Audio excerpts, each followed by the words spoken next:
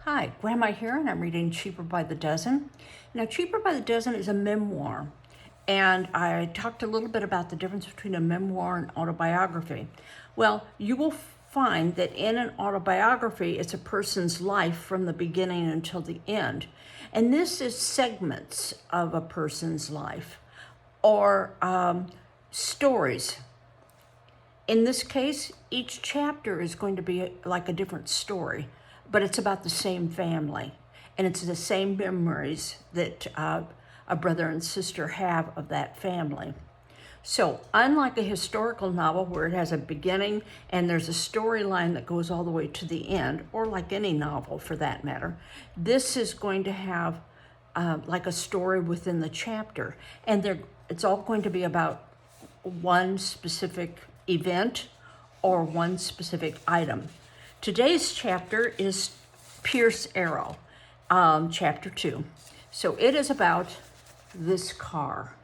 Now I want you to look at this car, and there are a couple things I want you to notice about it. Right here on each side of this, those are the car horns. There are two kinds of car horns mentioned in this story. One is an electric car horn, which is what I was just showing you. And the other car horn is one that looks like a clown's horn. It has a bulb on the end, and you press the bulb and it makes a noise. That would be next to the driver, or for one of the passengers to use. Pierce Arrow. There were other surprises too.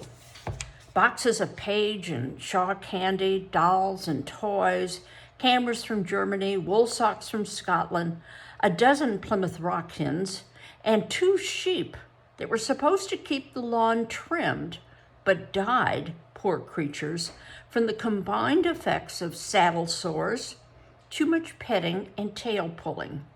The sheep were fun when they lasted, and it is doubtful if any pair of quadrupeds ever had been sheared so often by so many. If I ever bring anything else alive in this household, Dad said, I hope the Society for the Prevention of Cruelty to Animals hails me into court and makes me pay my debt to society. I never felt so ashamed about anything in my life as I do about those sheep. So help me. When Dad bought the house in Montclair, he described it to us as a tumbled-down shanty in a run-down neighborhood. We thought this was another one of his surprises, but he finally convinced us the house was a hovel. It takes a lot of money to keep this family going, he said. Food, clothes, allowances, doctor's bills, getting teeth straightened, and buying ice cream sodas. I'm sorry, but I just couldn't afford anything better. We'll have to fix it up the best we can and make do. We were living in Providence, Rhode Island at the time. As we drove from Providence to Montclair, Dad would point to every termite trap we passed. Looks like something like that one, he would say. Only it has a few more broken windows and the yard is maybe a little smaller. As we entered Montclair, he drove through the worst section of town and finally pulled up at an abandoned structure that even Dracula wouldn't call home. Well, here it is, he said. Home, all out. You're joking, aren't you, dear? Mother said hopefully. What's the matter with it? Don't you like it? It's what you want, dear, said Mother. I'm satisfied, I guess. It's a slum. That's what's the matter with it, said Ernestine. No one asked your opinion, young lady, replied Dad. I was talking to your mother, and I will thank you to keep out of our conversation. You're welcome, said Ernestine, who knew she was treading on thin ice, but was too upset to care. You're welcome, I'm sure, only I wouldn't live in it with a 10-foot pole. Neither would I, said Martha, not with 2 10-foot poles. Hush, said Mother. Daddy knows best. Lil started to sob. It won't look so bad with a coat of paint and a few boards put in where the holes are, Mother said cheerfully. Dad, grinning now, was fumbling in his pocket for his notebook. By jingo, kids, wait a second, he crowed. Wrong address. Well, what do you know? Pile back in. I thought this place looked a little more run down than the last time I saw it. And then he drove us to 68 Eagle Rock Way, which was an old but beautiful Taj Mahal of a house with 14 rooms, a 2-story barn out back, a greenhouse, chicken yard, grape arbors, rose bushes, and a couple dozen fruit trees. At first, we thought Dad was teasing us again, and that this was the other end of a scale, a house much better than the one he actually bought. "No, this is really it," he said. "The reason I took you to the other place first, and the reason I didn't try to describe this place to you is, well, I didn't want you to be disappointed. Forgive me?" We said we did. Dad had bought the automobile a year before we moved. It was our first car, and cars were still a novelty. Of course, that had been a surprise, too. He'd taken us all for a walk, and it ended up at a garage where the car had been parked. Although Dad made his living by redesigning complicated machinery so as to reduce the number of human motions required to operate it, he never really understood the mechanical intricacies of our automobile. It was a gray Pierce Arrow,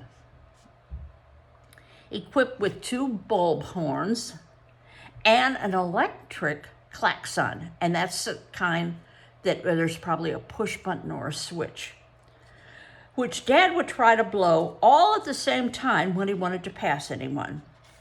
The engine hood was long and square. You had to raise it to prime the petcocks on cold morning. That would be the fuel line. Dad had seen the car in the factory and fallen in love with it. The affection was entirely one-sided and unrequited. He named it Foolish Carriage because he said it was foolish for any man with as many children as he to think he could afford a horseless carriage. The contraption kicked him when he cranked, spit oil in his face when he looked into its bowels, squealed when he mashed the brakes, and rumbled ominously when he shifted gears. Sometimes Dad would spit, squeal, and rumble back, but he never won a decision. Frankly, Dad didn't drive our car well at all, but he did drive it fast. He terrified all of us, but particularly Mother.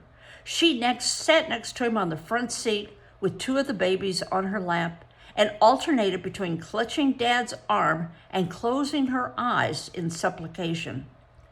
Whenever we rounded a corner, she would try to make a shield out of her body to protect the babies from what she felt sure would be mutilation or death. "Not so fast, Frank, not so fast," she would whisper through clenched teeth, but Dad never seemed to hear. Foolish Carriage was a right-hand drive. Now, we in the United States have left-hand drives. That's where the steering wheel is on the left-hand side of the automobile. But the steering wheel is on the right-hand side of the automobile, and that causes problems if you're not an expert driver. So, whoever sat to the left of Mom and the babies on the front seat had to be on the lookout to tell Dad when he could pass the car ahead. "You can make it," the lookout would shout. "Put out your hand," Dad would holler. Now, this is before they had automatic blinkers, and we had hand signals. Basically, if you put your hands straight out, that meant you were going left, because that's where you were pointing. If you were going to be making a right, you had a 90-degree angle, and if you pointed your finger, it would show what direction you were going in. That's how I always remembered the arm signals. And if, Grandpa, tell me if I'm right, and if you were going to stop, there were no brake lights, you bent your arm down like this. I never did that. Grandpa said he never had to do that. Okay. Anyway, so Dad would holler, "Put out your hand." 11 hands, everybody contributing one, excepting Mother and the babies, would emerge from both sides of the car, from the front seat, rear seat, folding swivel seats, midships. We had seen Dad nick fenders, slaughter chickens, square away with traffic policemen, and knock down full-grown trees, and we weren't taking any chances. Lookout on the front seat was Dad's own idea. The other safety measures, which we soon inaugurated as a matter of self-preservation, were our own. We would assign someone to keep a lookout for cars approaching on side streets to the left, someone else to keep an identical lookout to the right, and someone to kneel on the rear seat and look through the isinglass window in the back. "Car coming from the left, Dad," one lookout would sing out.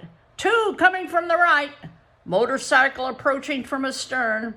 I see them, Dad would say irritably, although usually he didn't. "Don't you have any confidence at all in your father?" He was especially fond of the electric horn, an ear-splitting gadget which bellowed "Kaduka" in an awe-inspiring metallic baritone. How Dad could manage to blow this and two bulb horns, step on the gas, steer the car, shout road hog, and smoke a cigar all at the same time is in itself a tribute to his abilities as a motion study expert. A few days after he bought the car, he brought each of us children up to it one at a time, raised the hood, and told us to look inside and see if we could find the birdie in the engine.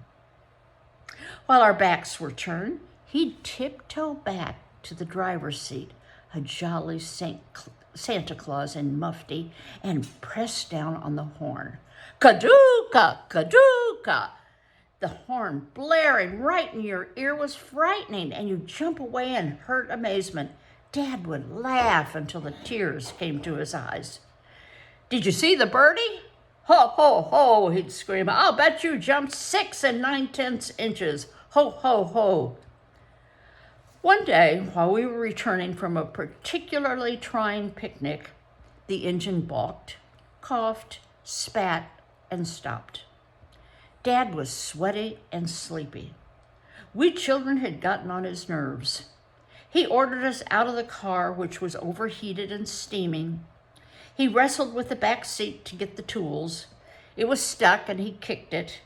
He took off his coat, rolled up his sleeves, and raised the left-hand side of the hood. Dad seldom swore.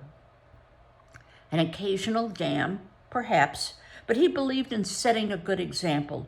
Usually he stuck to such phrases as "by jingo" and "holy Moses." He said them both now, only there was something frightening in the way he rolled them out. His head and shoulders disappeared into the inside of the hood. You could see his shirt, wet through, sticking to his back. Nobody noticed Bill. He had crawled into the front seat, and then, "Kaduka, Kaduka!" Dad jumped so high he actually toppled into the engine, leaving his feet dangling in midair. His head butted the top of the hood, and the right wrist came up against the red-hot exhaust pipe. You could hear the flesh sizzle. Finally, he managed to extricate himself. He rubbed his head and left grease across his forehead. He blew on his burned wrist. He was livid.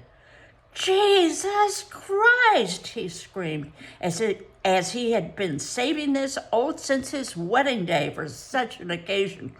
"Holy Jesus Christ, who did that?" "Mercy, Maud," said Mother, which was the closest she ever came to swearing too. Bill, who was 6, and always in trouble anyway, was the only one with nerve enough to laugh, but it was a nervous laugh at that. "Did you see the birdie, Daddy?" he asked. Dad grabbed him. Bill stopped laughing.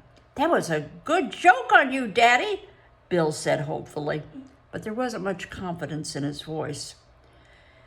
"There is a time," Dad said through his teeth, "and there is a place for birdies. And this is a time and place for spankings." "I'll bet you jumped 6 9/10 inches, Daddy," said Bill, stalling for time now. Dad relaxed and let him go. "Yes, Billy, by jingo," he said. "There was a good joke on me, and I suspect I did jump 6 9/10 inches. Dad loved a joke on himself, all right, but he loved it best a month after the joke was over and not when it was happening. The story about Bill and the birdie became one of his favorites. No one ever laughed harder at the end of the story than Dad, unless it was Bill, by Jingo. Okay, so we learned out a little bit more about this Pierce arrow that's pictured on the front. And you can see that Dad is way over here in America is the wrong side of the car. And Mama is sitting here with babies on her lap, and all the other children are, screaming and shouting and pointing. And I think going on a ride with all them would it be in itself an adventure. See you next time. Bye-bye.